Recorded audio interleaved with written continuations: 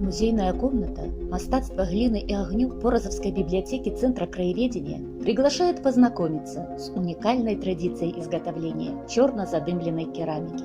Местечко Порозово было одним из крупных гончарных центров Беларуси в конце 19-го, начале 20-го столетия. Посетив музейную комнату, вы узнаете об истории гончарного ремесла в Порозово.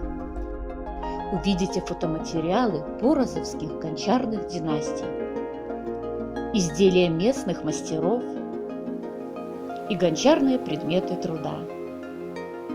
Вам представится возможность увидеть ценность музея – ножной гончарный круг, которому более 100 лет. Немало времени за ним провели гончары рода Шалкевича. Особое внимание в экспозиции уделяется одному из самых известных порозовских гончаров – Иосифу Иосифовичу Шопику. Лауреат второго всесоюзного фестиваля народного творчества, участник всесоюзных, республиканских и областных выставок, выставок достижений народного хозяйства СССР и БССР, награжденный бронзовой медалью ВДНХ СССР, многочисленными грамотами и дипломами. Яркие и незабываемые впечатления вам подарит мастер-класс и увлекательные рассказы в процессе изготовления уникальных порозовских гончарных предметов.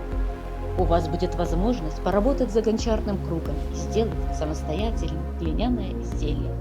Приглашаем всех в музейную комнату «Мастацтва глины и огню» Порозовской библиотеки Центра краеведения по адресу городской поселок Порозово, улица Ленина, 22. Приходите, будет интересно и познавательно.